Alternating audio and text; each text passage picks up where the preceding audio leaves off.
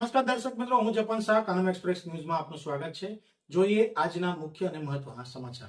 જંબુસર તાલુકામાં ગેરકાયદેસર ખનીજ ચોરી અને લાલ માટીના બેફામ ખોદકામ સામે તંત્રએ ફરી એકવાર મોટી કાર્યવાહી હાથ ધરી છે। ગજેરા અને ડાભા રોડ વિસ્તારમાં લાંબા સમયથી ચાલી રહેલા ગેરકાયદેસર ખોદકામના કારોબાર પર વહીવટી તંત્ર અને પોલીસની સંયુક્ત ટીમે તવાઈ બોલાવતા ભૂમાફિયાઓમાં ફફડાટ વ્યાપી ગયો છે। મળતી માહિતી અનુસાર ગજેરા અને ડાભા રોડ વિસ્તારમાં ગેરકાયદેસર રીતે લાલ માટી અને ખનિજ સંપત્તિનું મોટા પાયે ખોદકામ કરવામાં આવી રહ્યું હતું। આ અંગે મળેલી ચોક્કસ બાતમીના આધારે તંત્ર દ્વારા દરોડાની કાર્યવાહી હાથ ધરવામાં આવી હતી। કાર્યવાહીમાં અંદાજિત 55 થી 60 લાખ રૂપિયાનો મુદ્દામાલ જપ્ત કરવામાં આવ્યું હોવાનું જાણવા મળી રહ્યું છે। ખાસ વાત એ છે કે માત્ર 2 દિવસ અગાઉ જ ખાણ ખનીજ વિભાગ દ્વારા આ જ વિસ્તારમાં દરોડાની કાર્યવાહી કરવામાં આવી હતી અને તેની શાહી હજુ સુકાઈ પણ નથી। ત્યાં ફરી એકવાર ગેરકાયદેસર ખોદકામ ઝડપાતા અનેક સવાલો ઊભા થાય છે।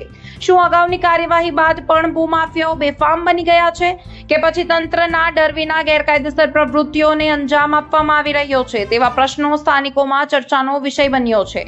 દરોડા દરમિયાન એક જેસીબી મશીન અને 2 ટ્રક કબજે લેવામાં આવ્યા છે, જેમાં JCB number GJ16BS5380, truck number GJ07Y1003 અને ટ્રક નંબર GJ17UU8886 નો સમાવેશ થાય છે।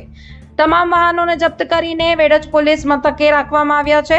સૂત્રોના જણાવ્યા અનુસાર સમગ્ર મામલે વધુ તપાસ શરૂ કરવામાં આવી છે અને ગેરકાયદેસર ખોદકામ પાછળ સંકળાયેલા શખ્સો સુધી પહોંચવા તંત્ર પ્રયાસ કરી રહ્યું છે।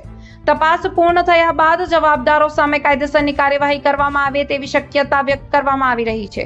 ઉલ્લેખનીય છે કે જંબુસર પંથકમાં છેલ્લા કેટલાક સમયથી ગેરકાયદેસર માટી ખોદકામ, ખનીજ ચોરી અને ભૂમાફિયાઓની પ્રવૃત્તિઓ સતત ચર્ચામાં રહી છે। અનેક વખત સ્થાનિકો દ્વારા રજૂઆતો અને ફરિયાદ કરવામાં આવી હોવા છતાં ગેરકાયદેસર ખોદકામના બનાવો અટકાવવાનું નામ નથી લેતા।